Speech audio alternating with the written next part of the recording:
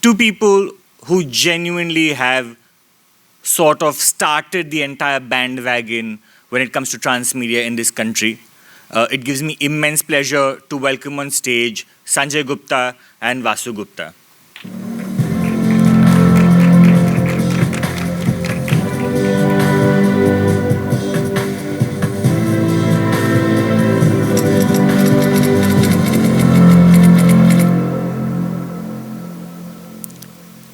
As the founders of Raj Comics and Alpha Comics, they have not just been part of our growing up years, they've actually been an institution when it comes to the world of transmedia.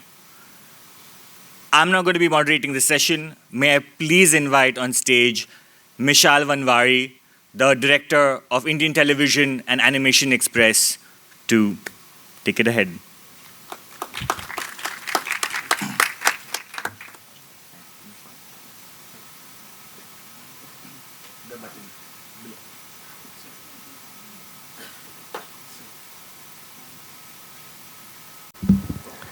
Namaste. Hello, everyone. So I can face the... Yeah. Okay.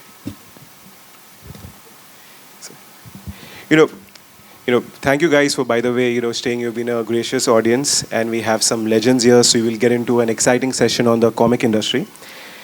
First I want to thank you so much for your taking your time, from Raj Comics side, because for, millions, Raj Comics, wasn't just, about the comic culture.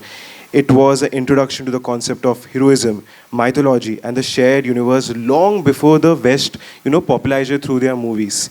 This has been there for us, and, they have actually helped us, helped everyone through multiple levels of stress, for students, for everyone, by reading these comics. It has been an exciting period for the last 40 years.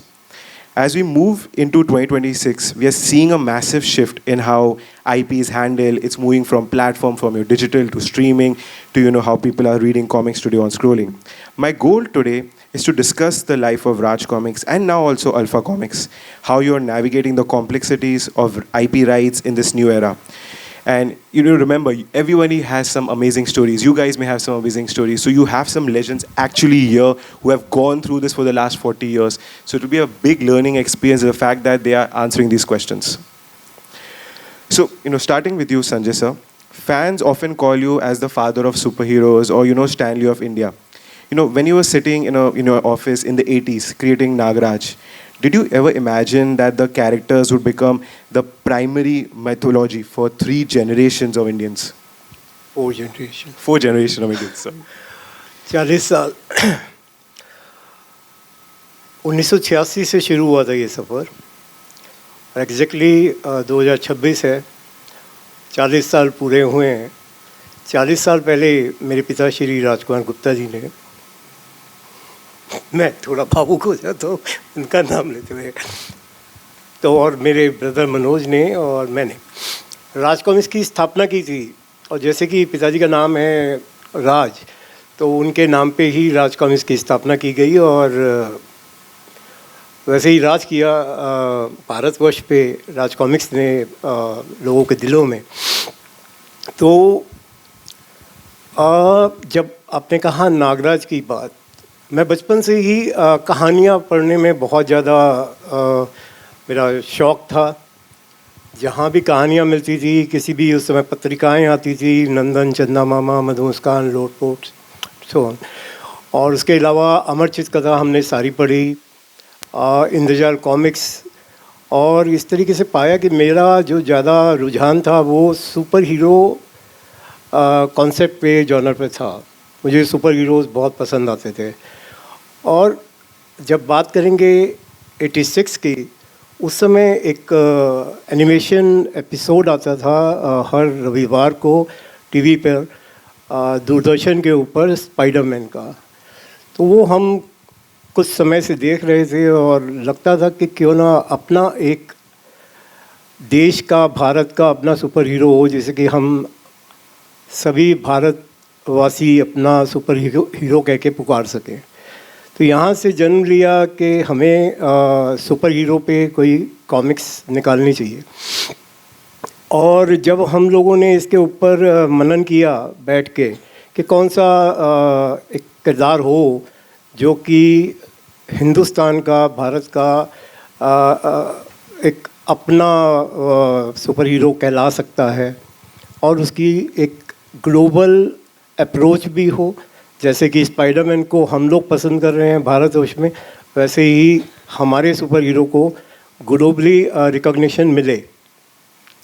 तो बहुत सारे concept पे हम लोगों ने discuss किया।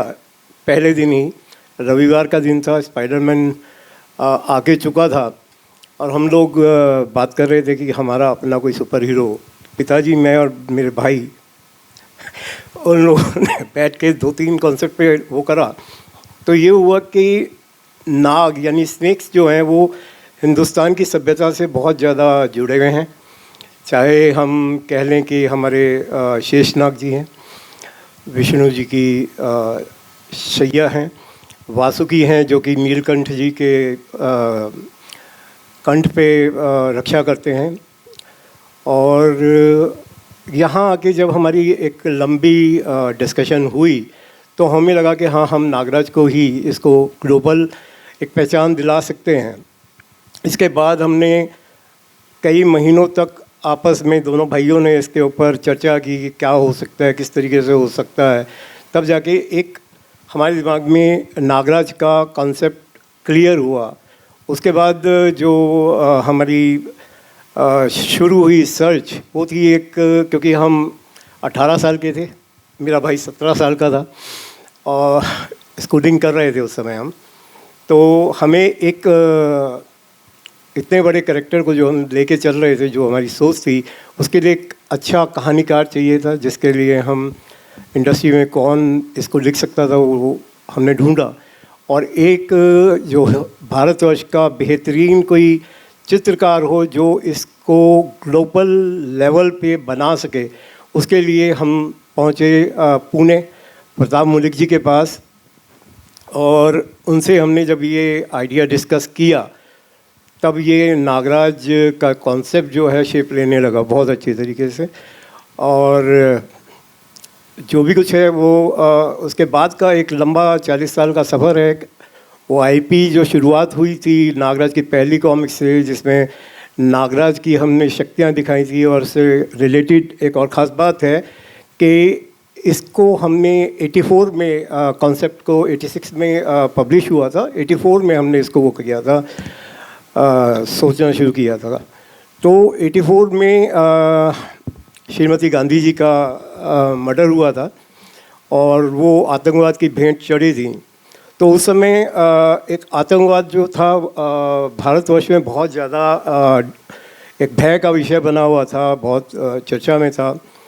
तो वो नागराज किस तरह से क्राइम फाइटर, किस तरह की क्राइम फाइटिंग करेगा, उसकी क्या पहचान होगी।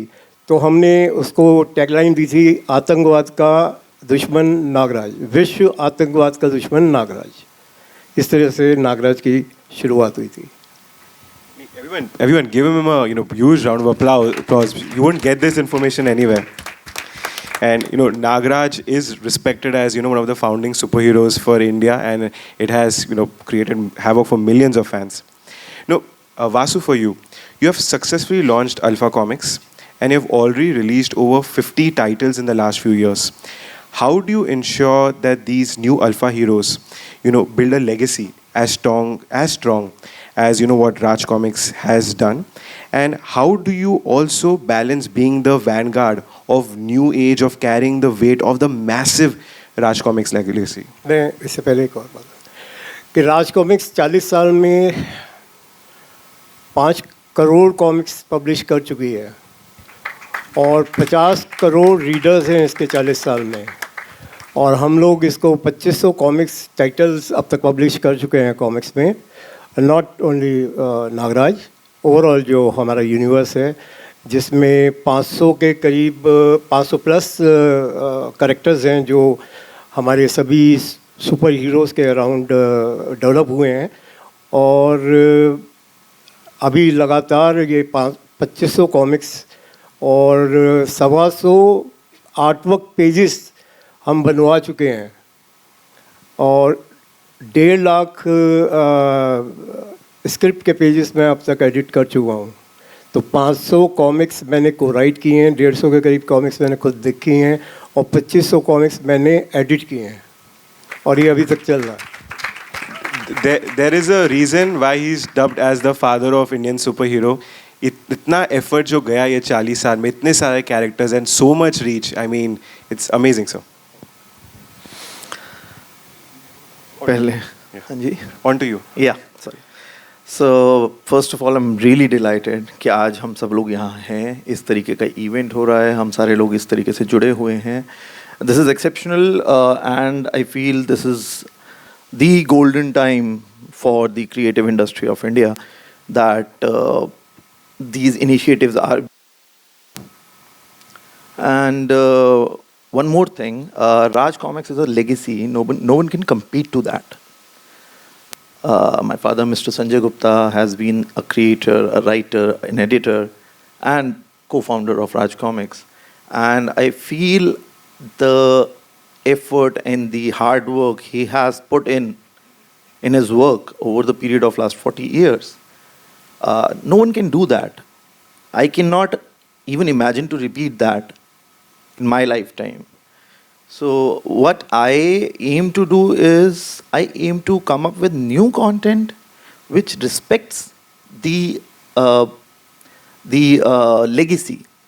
So Raj Comics laid a path for the future, and the characters of Raj Comics are still giving the audience something new every day. If I talk about Raj Comics, we have come up with around 6 or to 7 new series in last 2 years and completed one milestone series of comics in December by the name of Nag Granth. So that is exceptional and nobody can compete to that any day. Talking about Alpha Comics, the reason behind Alpha Comics was that there is a limitation to Raj Comics. That limitation is we can evolve these characters in every 5 years or a decade. They have been done. For example, Nagraj. Nagraj has been rebooted almost every 10 years for the newer generation to make it more relevant. But there's a limitation because you have to preserve the core identity and the feeling, the emotion behind that character. And there comes the role of Alpha Comics. Alpha Comics comes out with newer concepts, explores more genres. Raj Comics has been doing superhero comics since the beginning, although Raj Comics was having children characters, comedy characters are still there, and there was horror, thriller, everything was there. But what Raj Comics leaded was in the superhero genre. Now in Alpha Comics, we are exploring a wider range of genres. So basically, we are doing undoubtedly superhero concepts because that is where the experience lies. And we are doing horror, we are doing slice of life, children, and many other concepts are there, anti-heroes, and many other are there. So basically, I want to make the content more relevant for the newer generation, coming from the newer generation.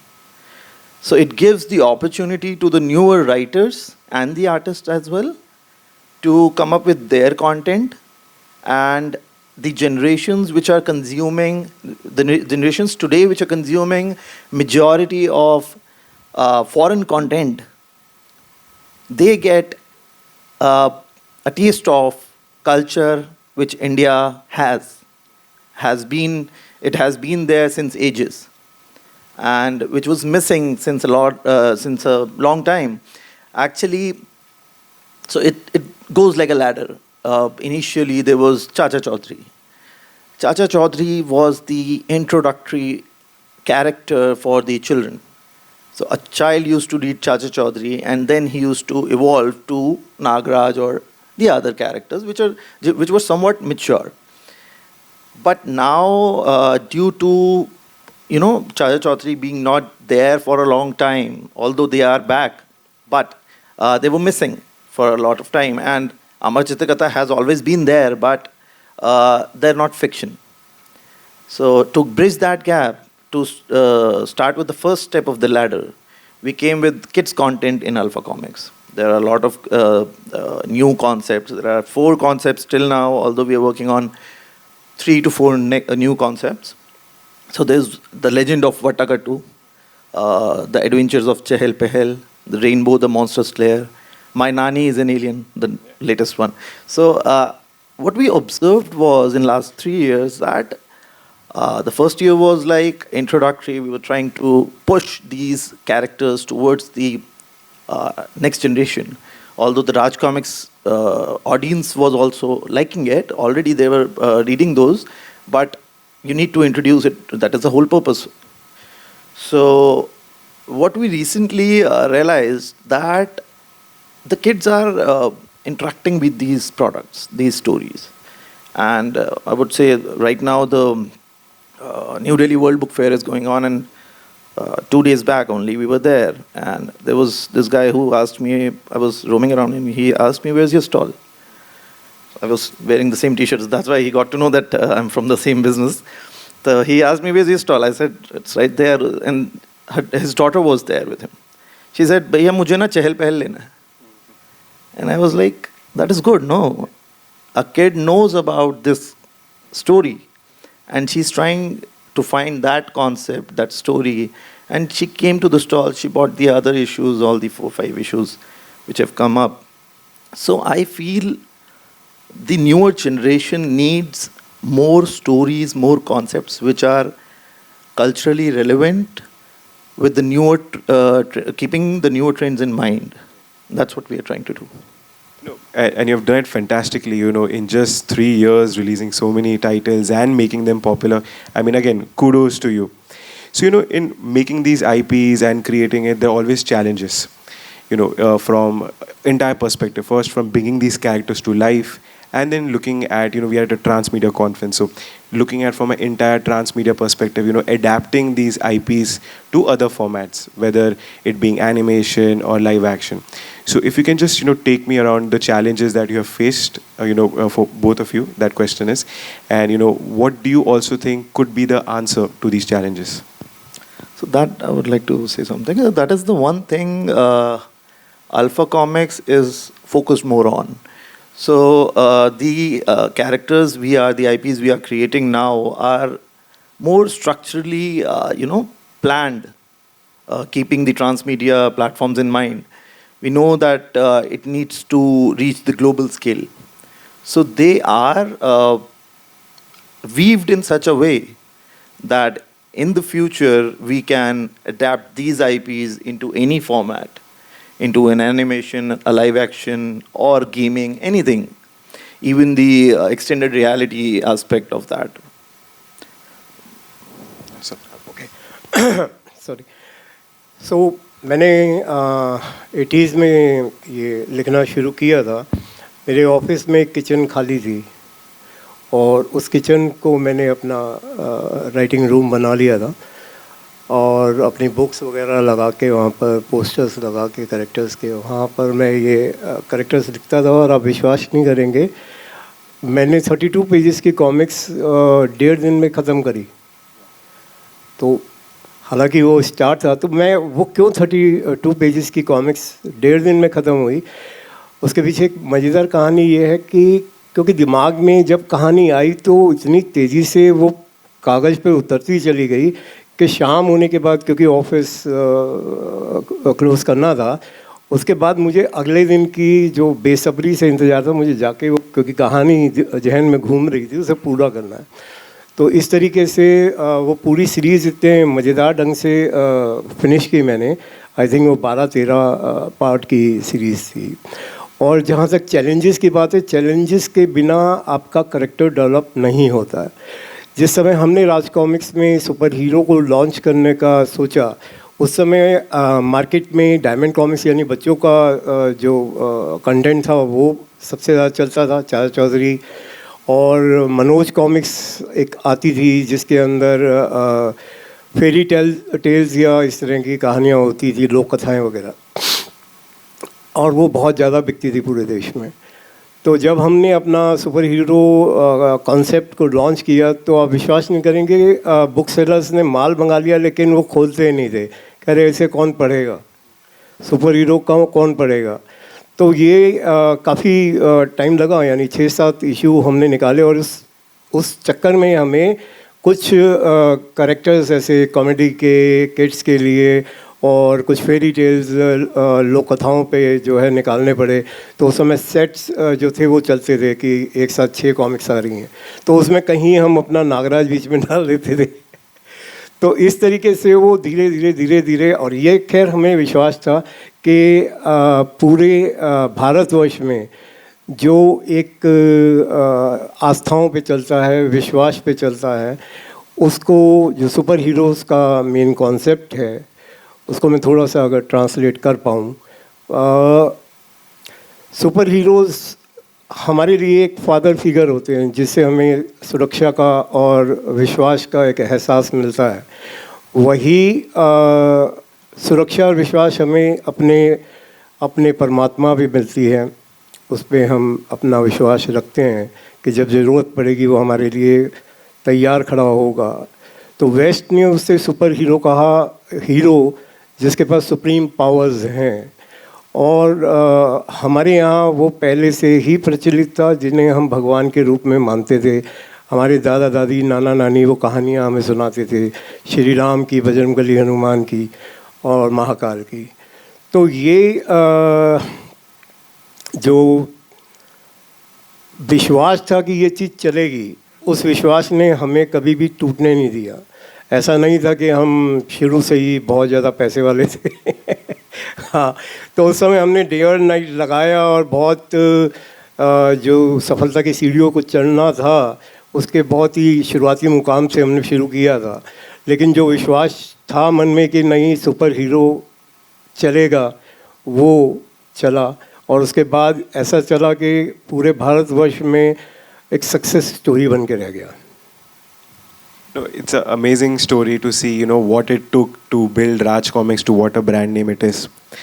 Sir अभी ये transmedia के साथ अभी ये question के continue करते हुए एक रूमर चल रहा है बहुत टाइम से इस पर। अभी राज कॉमिक्स का इतना फैंडम है दैट सिंगल रूमर के वजह से ऑलमोस्ट 80 पब्लिकेशन ने कैरी किया कि red chillies is adapting 80 publication. आपके टाइम्स ऑफ इंडिया से लेके नेटवर्क 18 एवरीवन कैरीड दिस एक रूमर के, क्योंकि सब लोग पूरी फैंडम रुक रही है एक एक एडेप्टेशन के। तो ये रूमर को अगर आप एक बार बता सकते हो ये इसके बारे में। नहीं, मैं इतना ही बता सकता हूँ, हाँ ये रूमर थी क्योंकि वैसा कुछ हुआ नहीं था।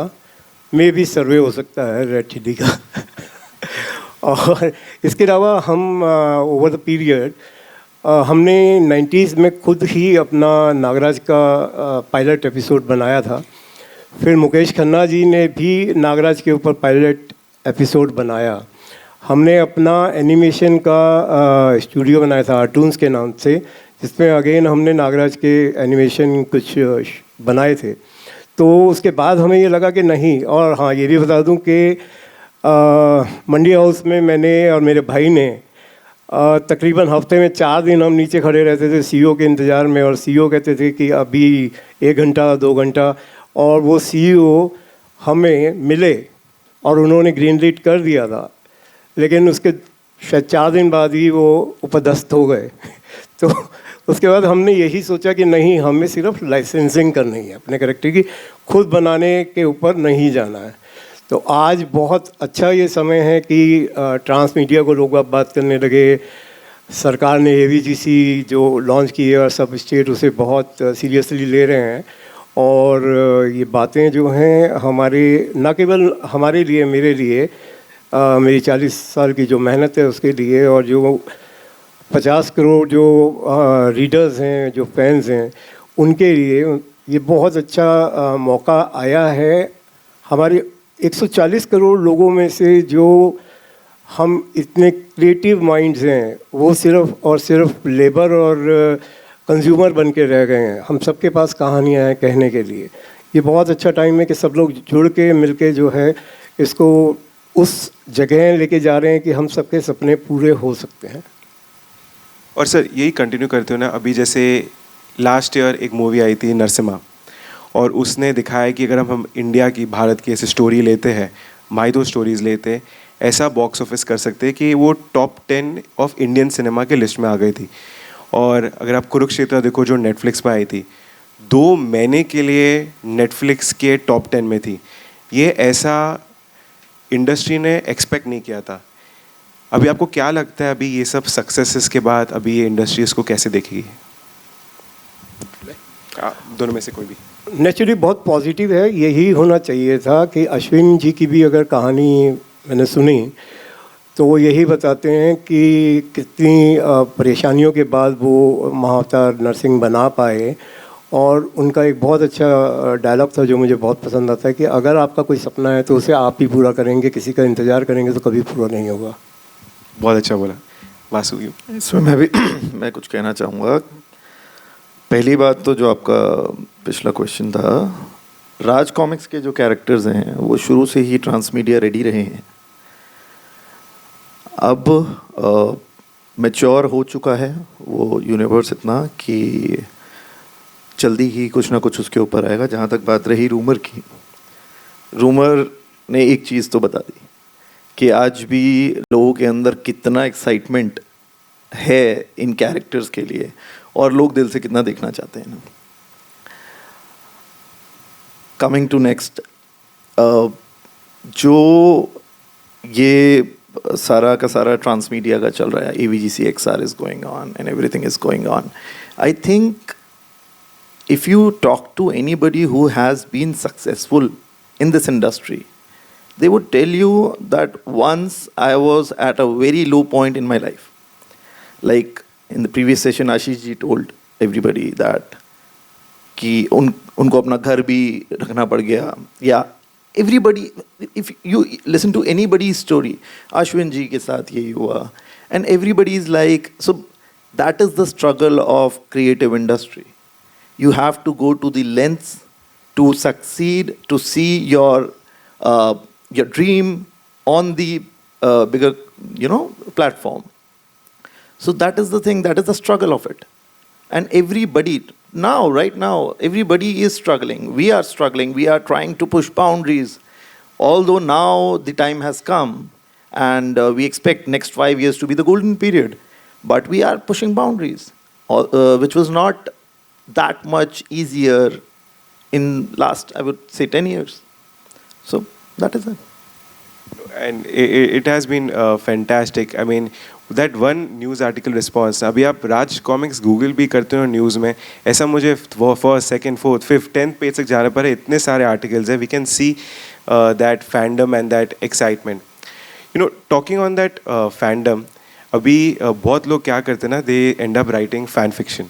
एंड बिकॉज इतनी फैंडम की, जैसे सर ने बोला, करोड़ों लोग ये रीड करते हैं. How do you feel about fan fiction as a whole? ये इज़ इट गुड और इज़ इट बैड? एंड आपके हिसाब से ये कैसा है फॉर यू? मेरे लिए फ़ैन फिक्शन हमेशा वेलकमिंग है. और फ़ैन फिक्शन बहुत से नए तरीके के आइडियाज़, एनर्जी और एस्पेक्ट्स लेके आता है.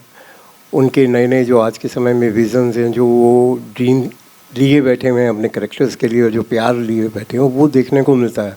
मैं हमेशा इस तरह की किसी ने भी कभी भी कोई कोशिश की है, मैं उन्हें हमेशा उन्हें पर्सनली जाके उन्हें बता के उन्हें वेलकम किया है.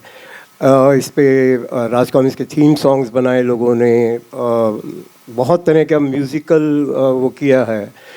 और उसके अलावा बहुत सारे लोग जो हैं AI पे अभी कर रहे हैं एक्सप्लोर, और वो बहुत पसंद किया जा रहा है. तो ठीक है, हम चाहते हैं कि अब हमारे जो कैरेक्टर्स हैं वो कुछ दिमागों से आगे बढ़ के ज़्यादा जो दिमाग हैं उसमें जुड़े. आप विश्वास नहीं करेंगे कि मेरे पूरे भारतवर्ष में जो भी कन्वेंशंस, कॉमिक कॉन्स वगैरह होते हैं, उन्हें मैं अकेला नहीं संभालता. मेरे यहाँ से सिर्फ वासु देखता है, और उसके अलावा वो फ़ैन कम्युनिटी है मेरी जो कि पूरे कॉमिक कॉन्स को प्लान करती है, और वो वहाँ पर जाके वो लोग खुद बुक्स को इंट्रोड्यूस कराते हैं नए रीडर्स को। तो इतना मतलब उनका जो साथ है, तो मेरा भी साथ देना बनता है। तो वो लोग ट्रैवल करते हैं, मतलब कोई दिल्ली से आ रहा है, अगर मुंबई में है तो पुणे से आ रहा है, दिल्ली से आ रहा है, हैदराबाद से आ रहा है। तो वो लोग अपने 4 दिन लगा के वहाँ पर राज कॉमिक्स को प्रमोट करते हैं। उनका प्यार है सिर्फ। हाँ, अगेन तो वो मैं हमेशा वेलकम करता हूँ। अगर मैंने कभी भी अगर इस तरीके से करा तो फैंस का जो प्यार है इस तरह से, उसे ठुकराने वाली बात है। So there's a voluntary community which is there of around 60 or so people, and what they're doing is they have made their goal to promote comics among all ages, among all areas, all states of India. They're from different states, and they're doing everything in their power to promote these comics.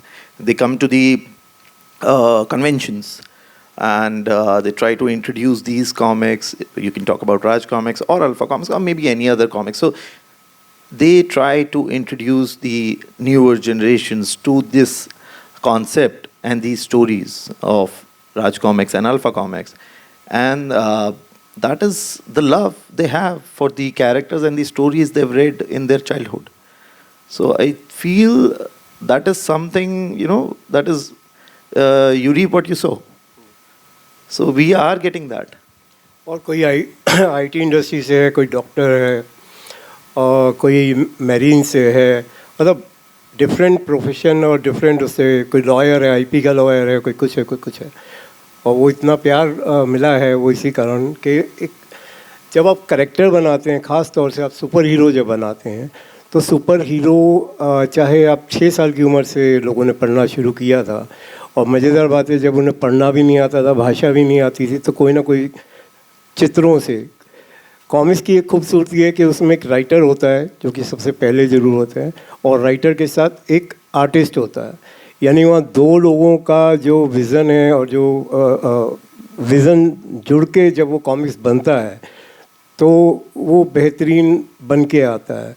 Writer अपना concept बताता है और artist discuss करता है कि क्या हम ऐसा बना लें, क्या हम ऐसा कर सकते हैं और अच्छा बनेगा। तो उन लोगों की जो वो जुगलबंदी है उससे ये सब कुछ चीज़ें संभव होती हैं जो लार्जर दैन लाइफ बनाती हैं।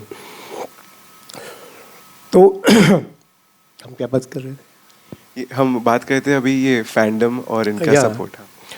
तो ये जो फैंडम है ये एक ऐसी चीज़ है सुपर हीरो के मामले में कि ये पूरी एक दुनिया बन जाती है। पहले एक कैरेक्टर की दुनिया बनती है, फिर उसके बाद जब वो कैरेक्टर्स का यूनिवर्स सारे कैरेक्टर्स का मिलके बनता है तो वो एक पूरी दुनिया है जिसके अंदर ये जो फैंस हैं वो हमेशा अपने आप को महसूस करते हैं, तो वो उनके लिए वो जीवित हैं। ये एक सेइंग है कि फैंडम से ही यूनिटी बनती है। तो पूरी देश में आप कोई भी जॉब से हो, कोई भी कास्ट से हो, एक यूनिटी बनती है फैंडम से। एक्चुअली टाइम कम है तो मैं थोड़ा एक फाइनल क्वेश्चन भी डाल देता हूँ। By 2030 where do you see Raj Comics and Alpha Comics, where do you see it headed? आपका क्या फ्यूचर अभी नेक्स्ट 4 years में आप क्या देख रहे हो उसके लिए? So by 2030 we in terms of Raj Comics we see a lot of newer content coming out, newer stories coming out. Sarvanayak being completed, I'm hoping for it. I'm a personal fan of Sarvanayak. You should Google it later, everyone. Yeah.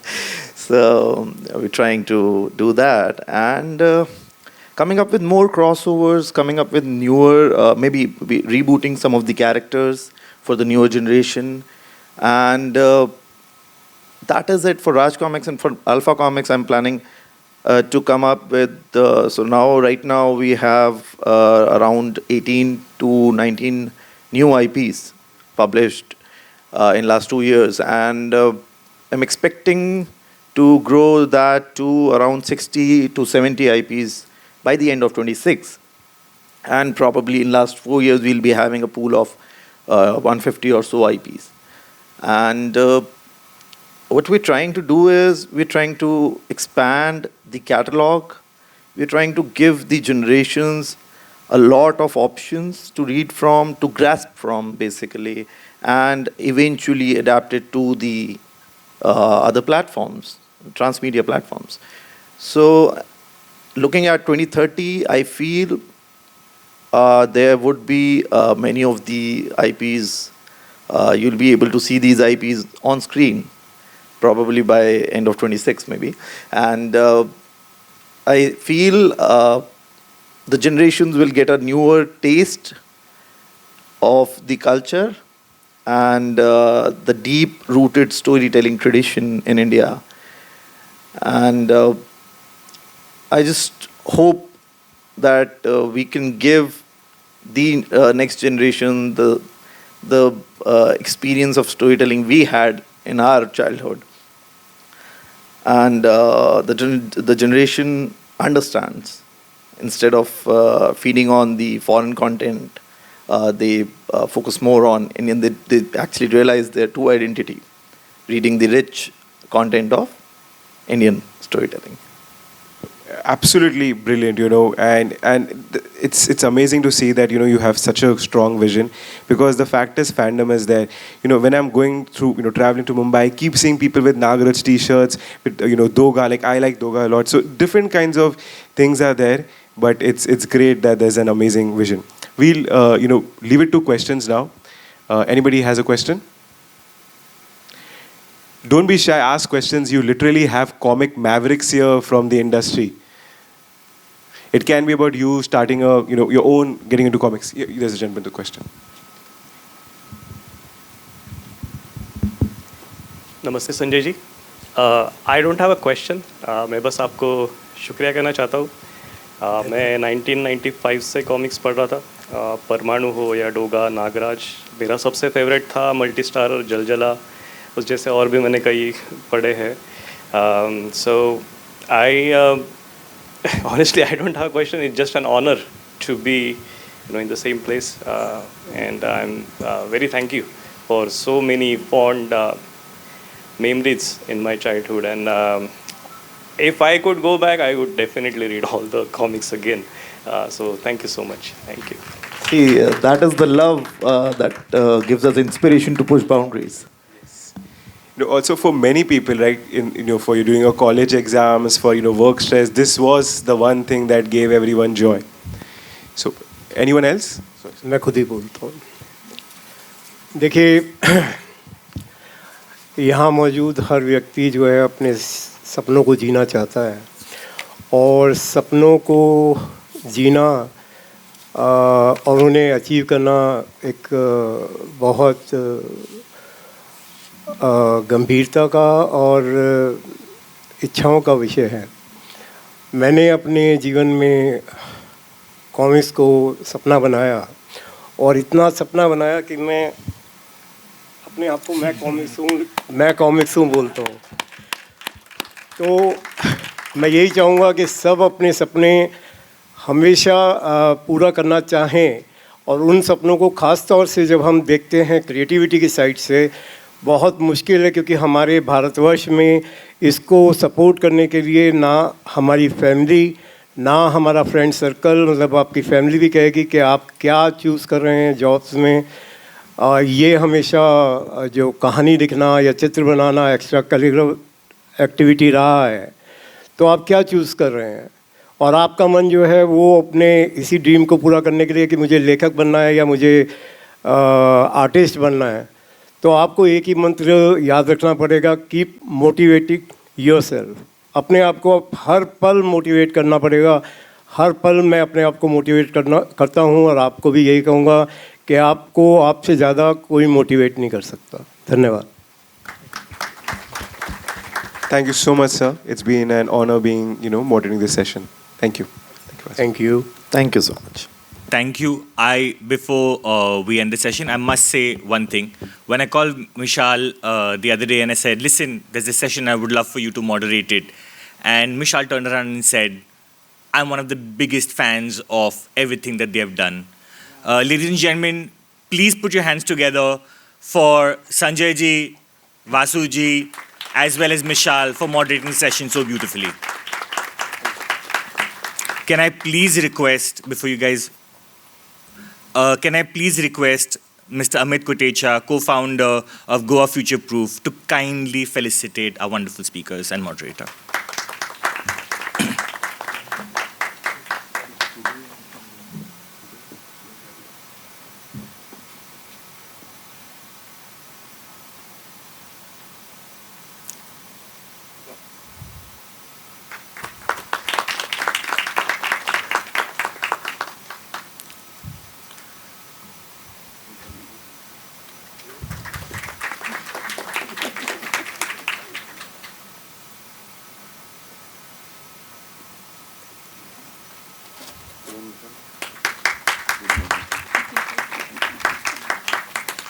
Could I please also request all of you for a group photo? While they're taking a photo, let me give you a really interesting tidbit. For many of you who don't know, the comic book industry in India is valued at an estimated $650 million.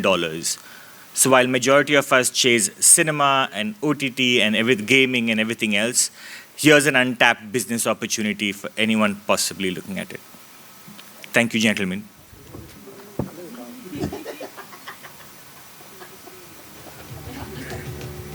Thank you, sir.